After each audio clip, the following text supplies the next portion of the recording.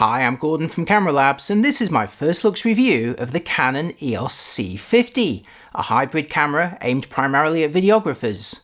It debuts a new 32 megapixel full-frame sensor, can record 7K at 60p in RAW, and sports a design that looks kinda like a Sony FX3. Announced in September 2025 and costing around £3,360, including the handle, dollar and latest prices linked in the description, it slots between the EOS R50V with its smaller APS-C sensor and the higher-end EOS C50. It's also pitched above the R5C, albeit lacking a viewfinder. As such, it represents a bridge between the V and the Cinema series, and I think it's interesting that Canon's decided to put it in the latter, not the former camp. Does this mean that there now won't be a full-frame model in the V series, or is one still to come? Who knows, but really the more obvious comment is that it's clearly Canon's long-awaited take on the hugely successful Sony FX3. I spent a short time with the C50, and in this video I'm going to show you around it and tell you all the highlights. And if you're interested, I'll follow up with an in-depth review in the future. Do let me know in the comments if that's something you'd like to see. Physically, it's a chunky, flat-topped body with a decent grip and the functionality you'd expect from a cinema camera. This includes a variety of rigging threads, active cooling, and multiple custom buttons. The body itself measures 142 by 88 by 95mm, that makes it a tad bigger all round than an FX3, and at 670 grams it becomes Canon's smallest and lightest cinema camera to date, albeit we're only talking 10 grams lighter than the R5C, which I'm going to show you right now for comparison. Returning to the C50, there's a handle that slides onto the accessory shoe with two thumb screws to secure it in place. This offers the expected XLR audio interfaces, recording level controls, motorized zoom rocker, and a removable mount for a shotgun mic. Again, the handle is included in the price. On the top surface, notice the power switch towards the left-hand side, which sets the camera between photo and video modes.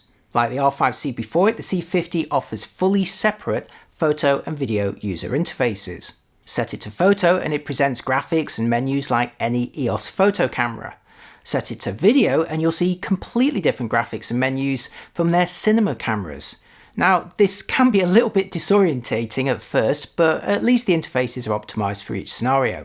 On the rear, you'll also see the clearly labeled custom buttons, a joystick, as well as a flat thumb wheel. Like the FX3 and many other cinema cameras, there's no built-in viewfinder, and sadly no chance to fit one as an accessory. Am I the only one who'd actually like something like that as an option? So composition is down to the screen alone, or of course using an external HDMI monitor.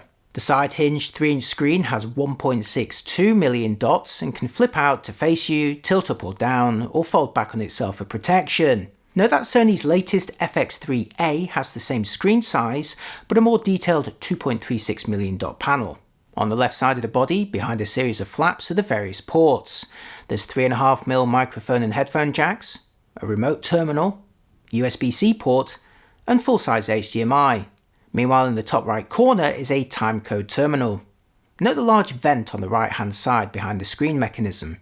Meanwhile, on the right-hand side of the body, on the grip side, you'll find the memory card door with the C50's dual slots inside supporting one CF Express and one SD card.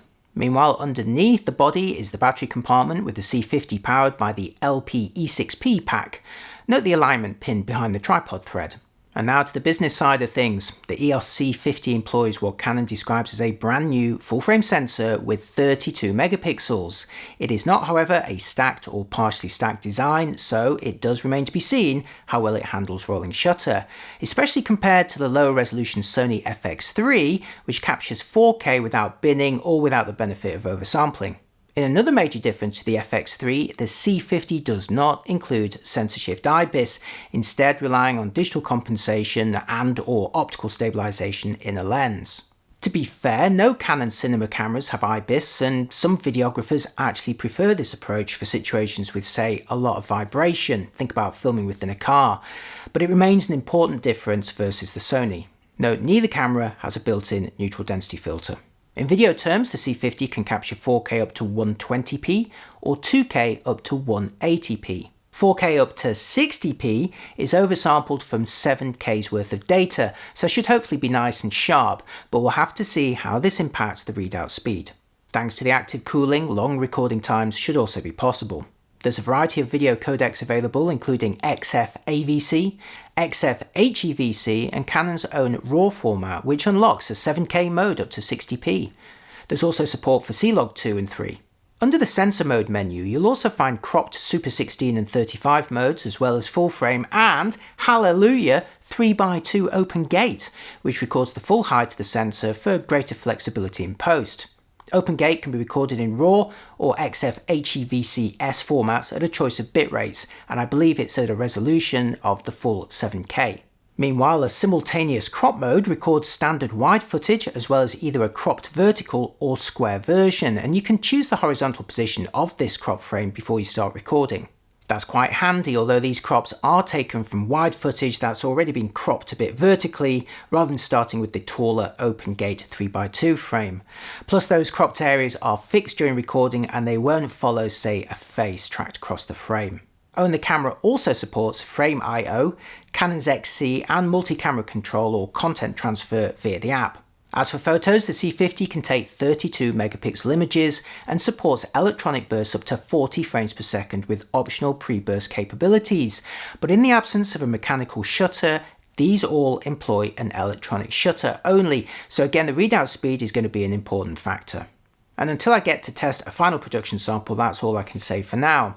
On paper, the EOS C50 certainly looks competitive compared to Sony's popular FX3, but a lot is going to boil down to comparing the oversampled detail and 7K footage out of the Canon against the native 4K sensor of the FX3. In particular, comparing the readout speed and the subsequent rolling shutter, not to mention the dynamic range, but I'm waiting for final production samples and a longer test period before I delve into those questions. I do also wonder if the sensor will be deployed in a future photo body. What do you think?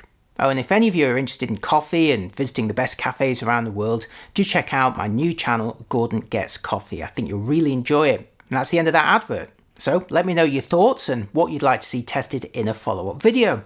Thanks as always for watching, and I'll see you next time. Bye-bye.